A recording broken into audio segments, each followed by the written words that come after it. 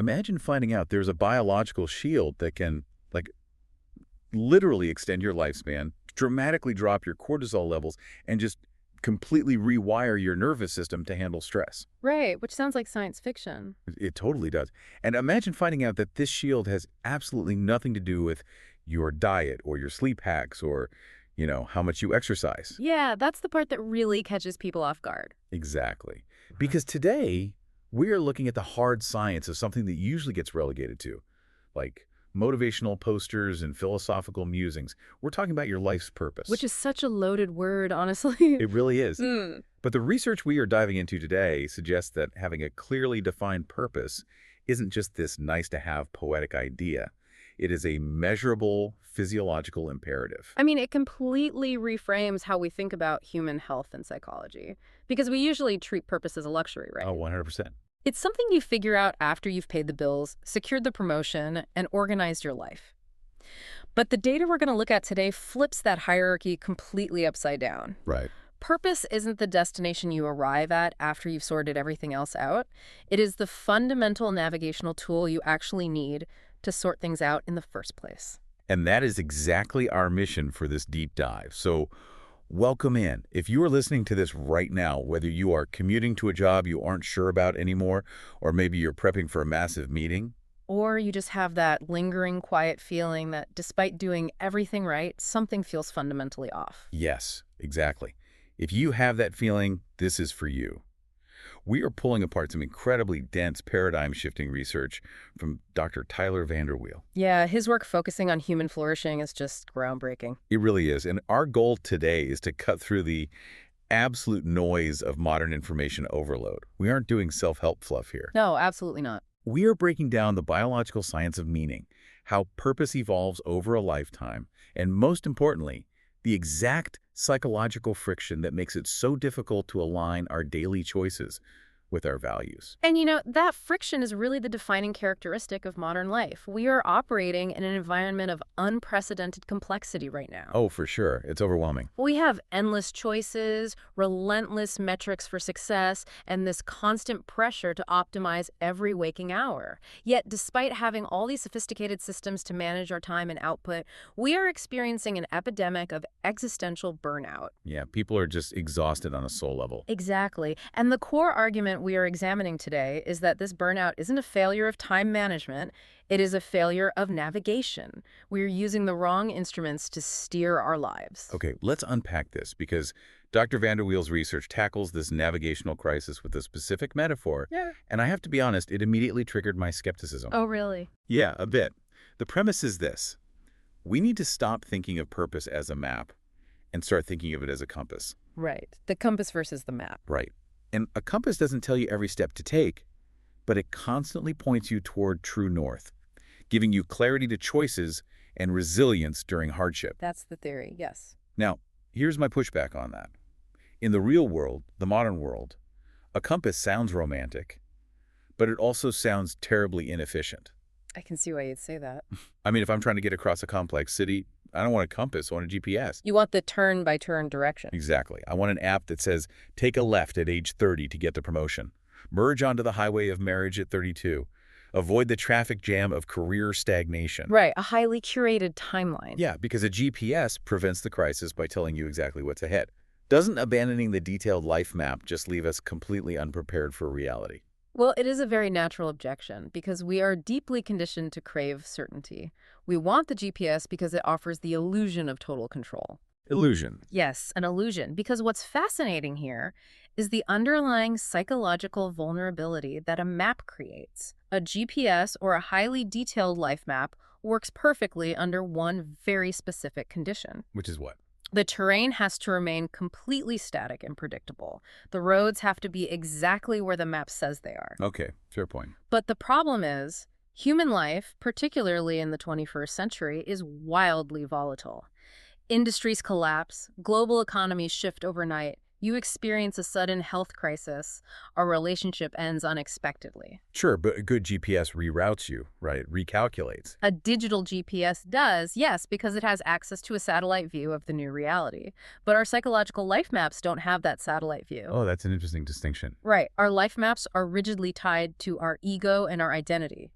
If your fundamental sense of meaning, your quote-unquote why, is entirely tied to the specific steps on the map, what happens when the road is completely washed out? So you're saying the tool itself breaks. Completely. Let's say your map dictates you become a senior partner at a law firm by 35. You sacrifice your sleep, your relationships, your health, because the map demands it. You do the grind. You do the grind. Then at 34, the firm goes bankrupt, or you get terribly ill. Wow. Okay, so your entire navigational system just crashes. It's not just a detour at that point. It's a total existential failure. You didn't just lose a job. You lost the plot of your life. Precisely. And that is where that profound, crushing emptiness comes from that the research talks about. The map becomes worse than useless. It becomes a constant mocking reminder of what you failed to achieve. That is so bleak. It is. You are left sitting in the wreckage of your plans with no internal mechanism for moving forward because your only tool only knew how to read the road that just disappeared. I see the vulnerability there. When the map breaks, you blame yourself, even if the roadblock was like a macroeconomic shift entirely out of your control. Exactly. The map breeds shame when reality doesn't cooperate. But practically speaking, how does a compass prevent that feeling of failure? Isn't a compass just wandering aimlessly? Well, no, because wandering aimlessly implies you have no destination and no orientation. A compass is the exact opposite of that. How so? A compass doesn't care about the washed-out road. It doesn't promise you a paved highway. If there is a mountain in your way or a blocked career path, which the research characterizes broadly as the inevitable hardships of life, the compass allows for dynamic, resilient navigation. Because it's just showing you the direction, not the path. Exactly. You look at the obstacle, you accept that the map is broken, you look at your compass, and you reorient to true north. And true north in this context is what, exactly? True north isn't a job title, it's an internal value system. So you might have to bushwhack for a few years, you might have to take a job you didn't anticipate just to pay the bills. Right. But you are never lost. Your overarching direction, your alignment with your deepest values remains completely intact. Okay, so the map guarantees a crisis, the moment life refuses to cooperate with your plans, while the compass expects the terrain to be hostile, but gives you an unbreakable tool to survive it. That is a perfect summary. That distinction is so critical because it explains a dichotomy that I think is the defining psychological crisis of modern adulthood. The empty success. Yes, this concept of empty success versus worthwhile struggle. I want to really dig into this because I know so many people who have achieved exactly what their map told them to achieve, and they are completely miserable. It is a very common pathology among high achievers. Let's analyze the anatomy of empty success. Let's do it. This occurs when you have executed the map flawlessly.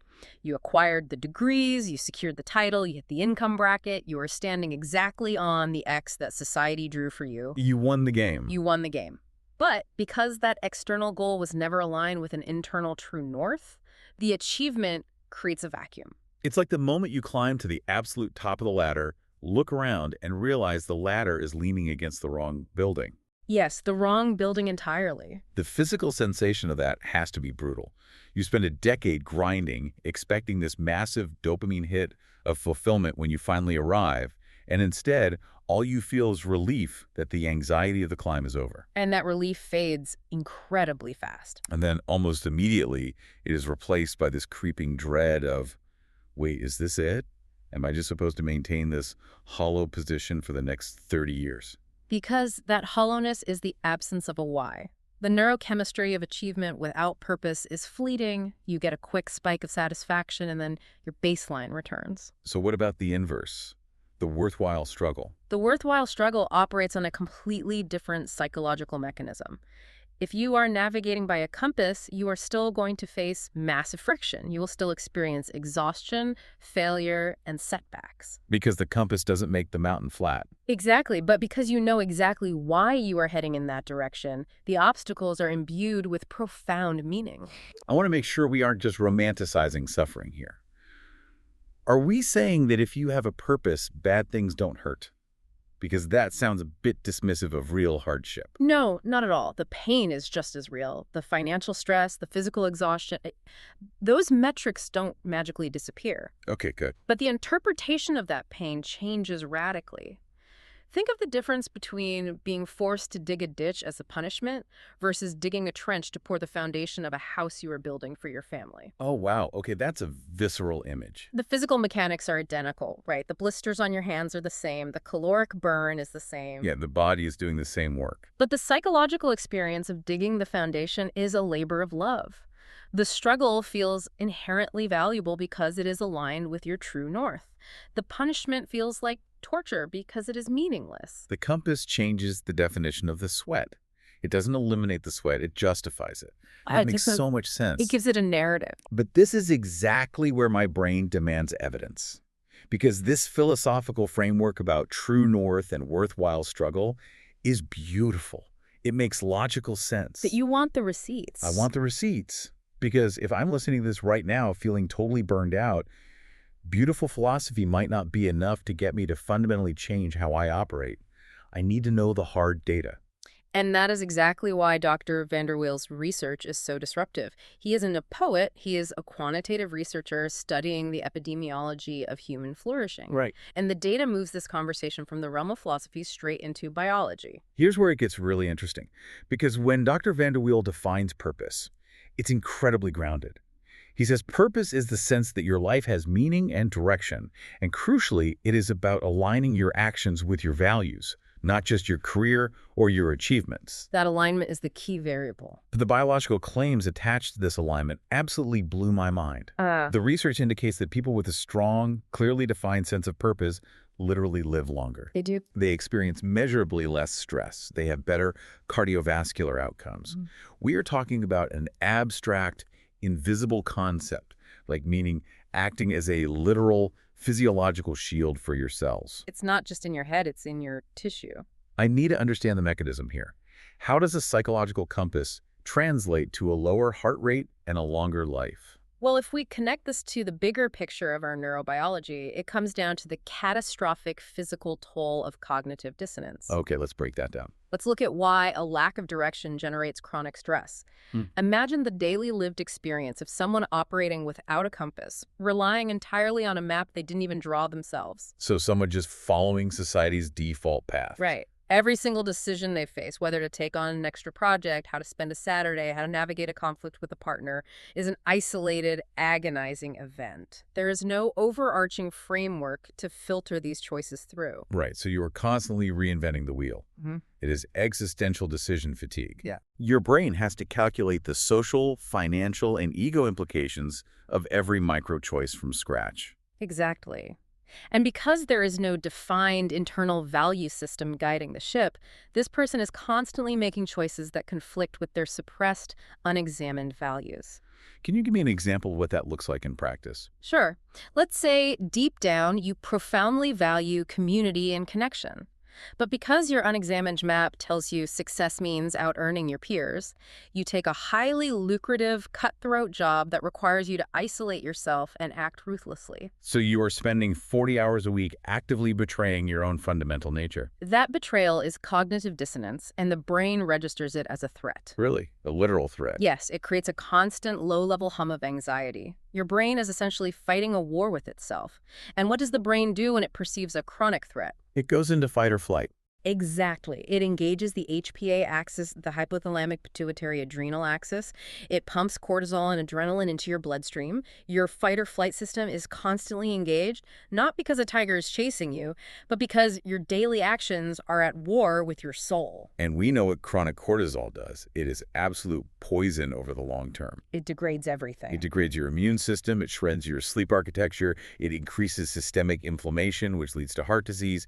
You are physically rusting from the inside out because of internal friction. But when your actions are aligned with your values, when you are navigating by the compass, that internal friction evaporates. Because the choices become obvious. Yes. You aren't agonizing over the micro decisions because the compass has already made the macro decision for you.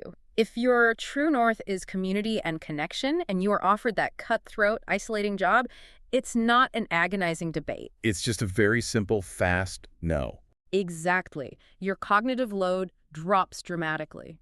Lower mental friction equals a deactivation of the chronic stress response. Your cortisol levels drop. Your immune system recovers. So over the course of decades, that biological piece, logically and measurably, contributes to a longer lifespan. Precisely. It's not magic, it's just reducing the wear and tear on your nervous system. That is incredible. The compass doesn't just guide you, it literally protects your biology. It reduces the computational load on your nervous system. That's a great way to put it. But there's a specific phrase the research uses that I want to linger on. Human flourishing. Ah, yes, flourishing. It doesn't say human survival. It doesn't say human productivity. It says flourishing. I think we have completely lost the distinction between surviving our lives and actually flourishing in them. We absolutely have, mostly because modern culture conflates productivity with flourishing. But biologically and psychologically, they are completely different states. How so? Surviving is a defensive posture. When you are just surviving, your entire energetic output is focused on threat mitigation. Like paying the mortgage. Paying the mortgage, getting through the performance review, managing the anxiety of the commute, you are treading water. Flourishing, however, implies expansion. It implies vitality. So it's offensive rather than defensive. Exactly. It requires an environment where your internal state and your external actions are in deep harmony, allowing you to grow rather than just endure. And what Dr. Vanderweel's research argues so forcefully is that this state of flourishing is nearly impossible if you equate your life's purpose solely with capitalism or your specific career track. He explicitly separates the two. He has to, because the conflation is so dangerous. Why is it so incredibly vital, especially for the listener who might be highly ambitious and deeply invested in their career right now, to decouple their fundamental life purpose from their job title? Because if your purpose is your career, your purpose is inherently fragile. You have outsourced your existential meaning to external forces that you have zero control over. Which goes back to the map breaking. Right.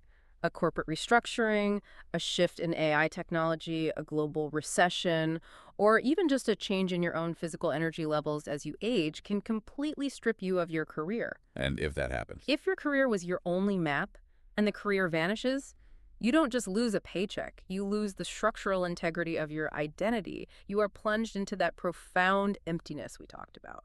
So decoupling purpose from economic output is like the ultimate risk management strategy for your psyche. That's exactly what it is. Value alignment is internal and robust.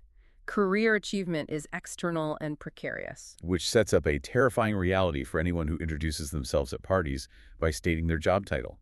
If your purpose isn't what you do from 9 to 5, what happens when the 9 to 5 permanently ends? Which it will, eventually, for everyone. Right. And the research actually anticipates this exact panic and brings up a fascinating case study that perfectly illustrates this identity collapse. Yes, the case study of the retired executive.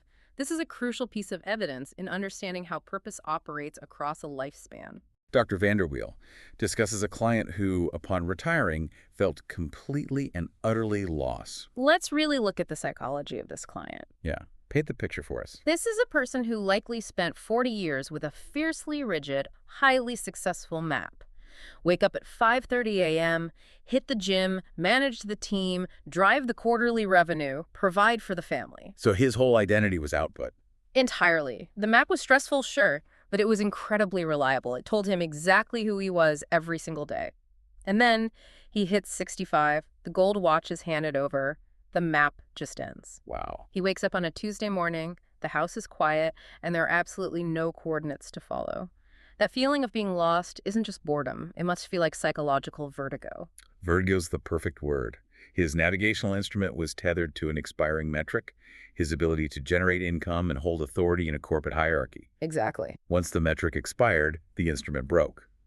But the turning point in the research comes when we look at how he cured the vertigo. And he didn't do it by going back to work. No, he didn't find his way back by starting a new business or trying to re-enter the corporate race. The data shows he rediscovered his energy and joy through mentoring younger professionals and volunteering in his community. The shift from income to impact, that is a monumental pivot in how a human being calculates their worth. Let's talk about that pivot, because it's huge. It represents a fundamental transition in human developmental psychology. During the first half of our adult lives, our maps are almost entirely focused on accumulation. Gathering resources. Gathering resources, gathering titles, gathering security, gathering influence. It is an acquisitive stage. But what this case study demonstrates is that human flourishing in the later stages of life requires a deliberate shift away from accumulation and toward contribution. So he took all that experience and flipped the flow of it. Exactly. He took the massive reservoir of wisdom he had accumulated and turned it outward. He reoriented his compass from building my empire to fortifying others. But wait, this brings up a massive question and honestly a source of anxiety for me and probably for the listener right now. Okay, let's hear it. If this executive's purpose completely shifted from being a relentless provider to being a patient mentor, does that mean my purpose today is allowed to look completely different than it did 5 years ago? Yes. Unequivocally, yes. Because pop culture and self-help books constantly preach that we have to find our one true purpose. Like it's this mystical soulmate we have to hunt down in our 20s and commit to until we die. That narrative of the one true purpose is incredibly damaging, and it is precisely what Dr. Vander Wiel dismantles. The core finding here is summarized in a single, powerful phrase. Purpose grows as we grow. Purpose grows as we grow. Purpose is not fixed. It is deeply fluid. That is a massive relief because if I am tied to the purpose I had at 22, I am in big trouble. I think we all are. Think about it like a piece of hardware, a computer or a smartphone. The hardware is you, your core personality traits, your nervous system, your soul. Right, the baseline machinery. But your purpose is the operating system running on that hardware. The OS that ran your life at 22, when your primary objective was escaping your hometown and establishing baseline independence, was perfect for that era. It did exactly what it needed to do. But if you try to run a 45-year-old's life, navigating a mortgage, a marriage, aging parents, and a seasoned career on a 22-year-old's operating system, the system is going to constantly crash. You need a massive software update. Yes, you need an update. That analogy perfectly captures the danger of what psychologists call identity calcification. Oh, identity calcification. What is that? Calcification happens when we are terrified of letting go of an old operating system because it feels safe, even when it is actively crashing our lives. We desperately cling to the identity of the young hotshot or the relentless hustler long after those roles have stopped serving us. So we fight the update. Exactly. If the retired executive had calcified, if he stubbornly insisted that his only value to the world was as an earner, he would have spent his final decades bitter, lost, and physiologically stressed. Because the hardware and the software would be incompatible with his current reality. Right. Instead, he allowed his operating system to update. He accepted that the definition of his value had evolved. It's essentially the anti-stagnation clause of human existence. It means that purpose is a living, breathing, evolving ecosystem. It's dynamic. And the most beautiful part of that retirement example is that the joy he found in mentoring wasn't granted to him by a boss or a direct deposit.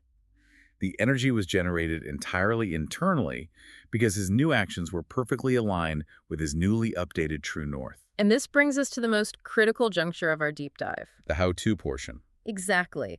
Understanding the biology of cognitive dissonance, recognizing that the map is broken, and accepting that purpose is a fluid operating system, this is all profoundly important theory. But theory, without a mechanism for execution, is just intellectual entertainment. It's a fun thought experiment, but it will not lower your cortisol. It will not lower your cortisol. Exactly.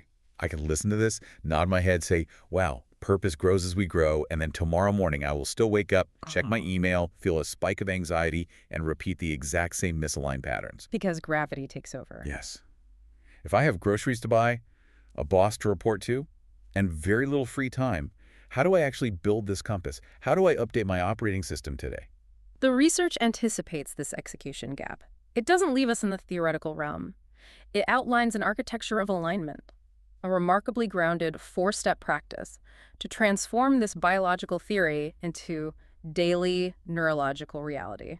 So what does this all mean for you, the listener? How do you actually do this? The framework lays out 4 steps, and I want to walk through them not just as a list, but as an audit of how we actually live. Let's do the audit. Step 1, identify your values, but it comes with a brutal constraint. It says to write down exactly 3 values that matter most to you. Just 3. Step 2, connect actions to values. Ask yourself with total honesty, how do my daily choices reflect these 3 values? That's the painful one. Very painful. Step 3, set a purpose statement. Write a simple active sentence. The example provided is, my purpose is to create, to connect, and to inspire. Simple action verbs. And finally, step 4. Take one step. Choose one micro-action today that aligns with your purpose, and then it provides the golden rule for this entire architecture. Purpose isn't about perfection, it's about alignment. Let's dissect the friction in these steps, because if the listener just nods and breezes past this, the architecture fails entirely. Where's the trap? This raises an important question about human nature. We always want to skip straight to step 3. The purpose statement. Right. We want the glossy, polished purpose statement that we can put in our bio or print on a mug. But if you bypass the agony of steps 1 and 2, that statement is completely hollow. It will not protect your biology. Let's look at the specific constraint of step 1. Why only 3 values? Because if I'm doing this exercise, I want to write down 12 values. I value health, financial security, creativity, my family, adventure, loyalty, intelligence. 3 feels impossible. It feels like I'm betraying the other 9. And that feeling of betrayal is exactly why the constraint is necessary. If you have 12 core values, you have 0 core values. You have a wish list. Ouch, a wish list. Think about the compass. A compass cannot point to 12 different true norths simultaneously. If it does, the needle just spins in circles. And you just stay frozen in place. Exactly. By forcing you to narrow it down to 3, the framework forces ruthless prioritization. It makes you identify the bedrock. Is your bedrock adventure, independence, and learning? Or is it stability, community, and service? So the restriction is the mechanism. Yes. The agonizing act of crossing out financial security to keep creativity in your top 3 is the exact moment the compass needle stops spinning and locks in. You are calibrating the instrument through sacrifice. That makes total sense. But if step 1 is agonizing, step 2 is where the real violence happens. It is a reckoning. Connect actions to values. How do my daily choices reflect these values? This isn't just an exercise. It's looking in a brutally harsh, fluorescent-lit mirror. It is a behavioral audit, and it is usually where we discover the source of our chronic stress. The friction of execution lives entirely in step 2. Give me a case study of this friction. Let's look at a realistic scenario. Imagine a young parent who does step 1 and identifies their top 3 values as connection, health, and patience. Great values. Right. But then they look at step 2, their daily choices. They realize they spend the first hour of the day rushing their kids out the door while snapping at them. So much for patience. Right. Then they skip lunch to work through a spreadsheet, and they spend their entire evening on the couch, physically next to their partner, but mentally thousands of miles away, doom scrolling through social media. That realization is devastating. Their stated values are connection and health, but their daily audited actions are isolation and nervous system dysregulation. Exactly. And let's look at another common profile, the ambitious mid-level manager. They choose innovation, mentorship, and excellence as their top 3 values. Very corporate-friendly, true norths. But their step 2 audit reveals that they spend 80% of their week micromanaging their team out of fear, suffocating any innovation, and attending pointless status meetings to appease their own boss. In both cases, the cognitive dissonance is deafening. Deafening. The compass is pointing north, but their daily habits are sprinting south. And the really terrifying part of step 2 is understanding why we do this. Why do our brains prefer the path of least resistance, the doom scrolling, the micromanaging, over the value-aligned action? If my value is connection, why is it so much easier to look at my phone than ask my partner a meaningful question? Because of the immediate neurochemical payoff, doom scrolling provides a cheap, low-effort drip of dopamine. Escapism is incredibly easy. It's frictionless. Taking a value-aligned action requires overcoming initial friction. True connection requires vulnerability, which takes energy. Innovation requires risking failure, which takes courage. And we are already so tired. Exactly. The brain, operating in a state of chronic fatigue from modern life, will always seek to conserve energy by choosing the path of least resistance, even if that path fundamentally violates your core values. Which is exactly why step 4 is so profoundly compassionate and strategically brilliant. The micro step. Yes. If someone looks at their step 2 audit and realizes their entire life is out of alignment, the instinct is panic. The instinct is to say, my life is a lie, I need to quit my job, move to a cabin, and overhaul my entire existence by tomorrow morning. Which is impossible. It is. But the framework explicitly prevents that panic. Step 4 does not say fix your life. It says take one step today. It shrinks the paralyzing existential mountain of finding your purpose down to a single, manageable atom of behavioral change. It demystifies the pressure. If you realize your daily actions are violating your value of health, your one step today is not run a marathon and become a vegan. No, it's so much smaller than that. Your one step is drinking a glass of water instead of a third coffee at 2 p.m. If your value is mentorship, your one step isn't redesigning the corporate hierarchy. It is taking 5 minutes to genuinely praise a junior employee's specific effort. This approach bypasses the brain's threat response. If you try to overhaul your life overnight, the amygdala panics and sabotages the effort. Because change feels like danger. Exactly. But if you just commit to one microaction, the brain doesn't register it as a threat. And this ties directly into the guiding principle of the entire architecture. Purpose isn't about perfection, it's about alignment. We have to deeply analyze the danger of the perfection mindset here. I am so glad they included that rule, because perfectionism is the ultimate tyrannical map. It is the enemy of flourishing. Perfection demands a flawless execution of reality. It implies there's a mathematical state of existence where you never waste a minute, you never lose your temper, and every single action is profoundly impactful. And because perfection is biologically impossible, relying on it guarantees failure. It's a setup. It's a total setup. If your goal is to perfectly embody your values, the moment you inevitably lose your patience in traffic or skip a workout, the perfectionist mind says, I failed. The entire system is broken. I might as well give up and go back to doom scrolling. Perfectionism is incredibly fragile. But alignment is robust. It's a completely different geometry. How do you visualize it? If I'm navigating through a dense forest with a compass, I don't walk in a perfectly straight line. That's impossible. I get to dodge a fallen tree. I have to walk around a boulder. I might follow a winding riverbank for a mile. You have to adapt to the terrain. Exactly. I will constantly drift off the exact mathematical vector of true north. But because I have the compass, I can look down, realize I have drifted a few degrees east, and simply adjust my shoulder. That is the essence of alignment. It is not a permanent, static state of enlightenment.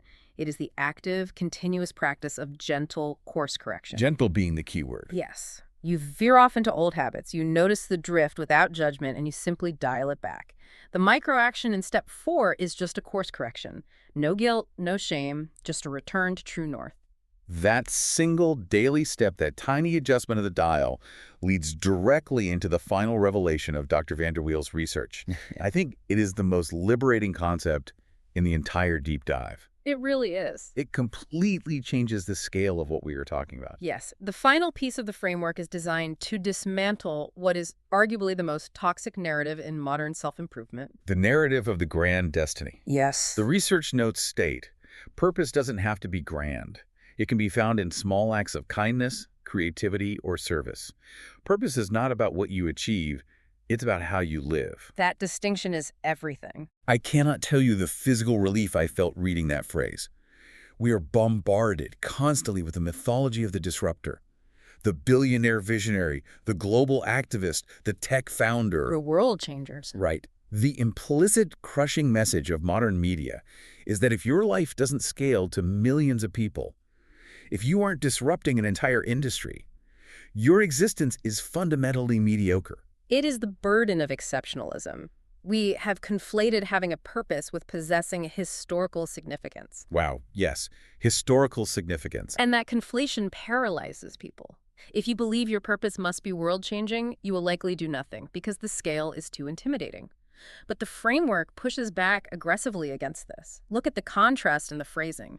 What you achieve versus how you live. In sociological terms, we can look at this as the difference between resume virtues and eulogy virtues. Oh, unpack that. Yeah. I've heard that concept, but how does it apply here? Resume virtues are the metrics of achievement. The skills you bring to the marketplace, the revenue you generated, the promotions you secured. The stuff that goes on the map. Exactly, the map metrics. They are external and quantifiable. Eulogy virtues are the metrics of character, how you lived. Were you fiercely loyal?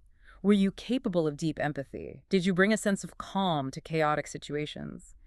Did you love the people around you well? The stuff people actually talk about at a funeral. Right. These are the qualities of your compass. The research is stating unequivocally that biological flourishing and true purpose are found in the eulogy virtues, which are entirely enacted in micro moments. To put it in incredibly practical terms, society tells you that your purpose is to invent a new app that makes $1 billion or to write a best-selling novel. Which is overwhelming. But what this science is saying is that the micro-action, the compounding interest of tiny choices, is where the actual meaning lives.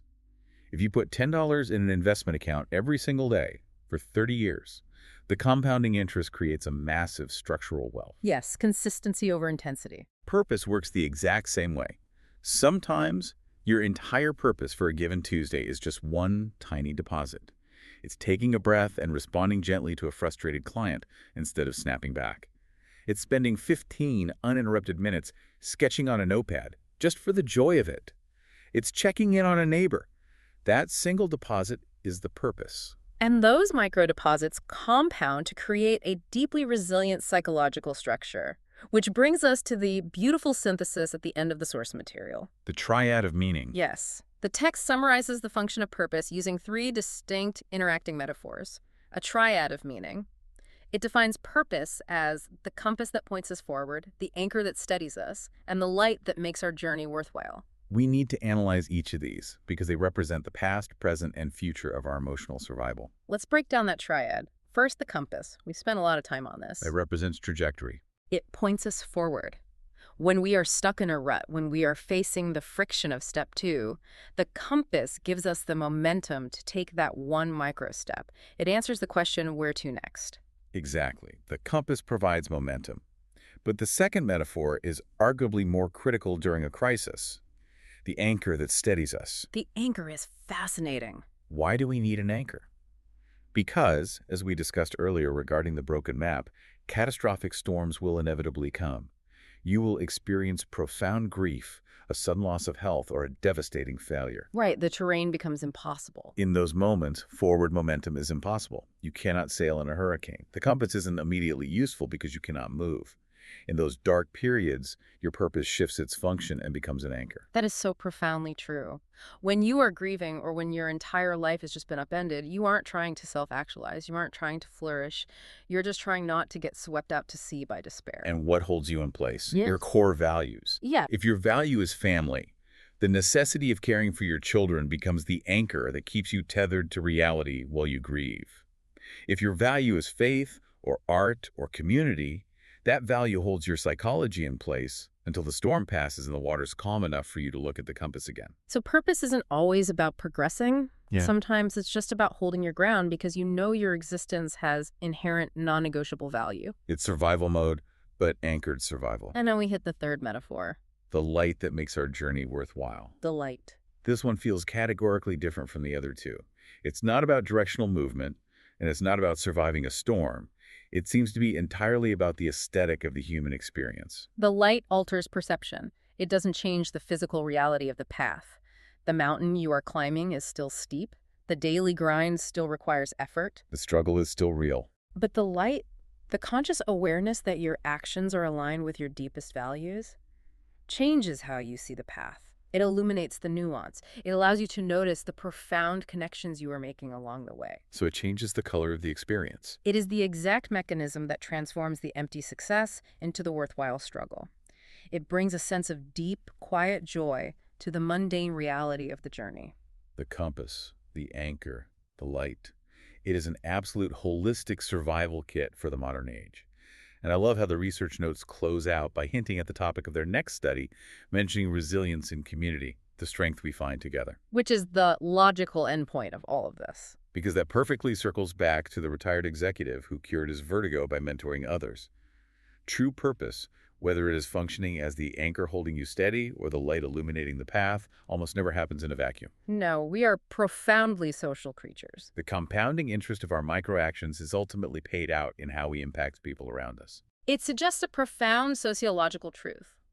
Our individual compasses, when properly calibrated, are ultimately meant to help us navigate toward each other. What an absolute mountain of an intellectual journey today. Let's trace our steps back before we close this out. Let's review the coordinates. We started by confronting the fragility of our modern obsession with the life map, realizing that trying to GPS our way through a volatile world just sets us up for existential vertigo. We traded that rigid map for a dynamic compass. We then looked at the cold, hard biological data from Dr. Vanderweel. We learned that aligning your daily actions with your internal values isn't just poetry. It stops the cognitive dissonance that floods your body with cortisol. A clear purpose literally acts as a physiological shield, helping you live longer and actually flourish rather than just survive. We saw through the retired executive the danger of identity calcification. We realized that purpose is an operating system that requires constant updating. It grows as we grow, shifting naturally from a desire to accumulate to a deep need to contribute and impact others. And crucially, we demystified the execution. We walked through the architecture of alignment, confronting the immense friction of auditing our daily choices. We abandoned the toxic tyranny of perfectionism in favor of gentle, continuous alignment, realizing that taking just one small, value-aligned step today is enough to correct our course. And finally, we dismantled the pressure of the grand destiny. Your purpose isn't a billion-dollar company or a best-selling book. It is the compounding interest of your micro-moments. It is the compass pointing forward, the anchor holding you steady in the grief, and the light making the daily grind beautiful. As we conclude this deep dive, I want to leave you with a final thought to mull over, a provocation drawn from the deepest implications of the science we explored today. I love this part. If we truly accept the premise that purpose grows as we grow, and that our operating systems must periodically update to handle new stages of our lives, consider what that means for the darkest, most confusing periods you experience. The transition. Does that mean the sudden, terrifying feeling of meaninglessness, that midlife crisis, that quarter-life panic, that sudden apathy toward a job you used to love, isn't a failure at all? What if it's not a glitch? Exactly. Could it be that this feeling of emptiness is simply a healthy biological signal that you have successfully outgrown your old compass, and it is simply time for the painful, beautiful work of drafting a new one?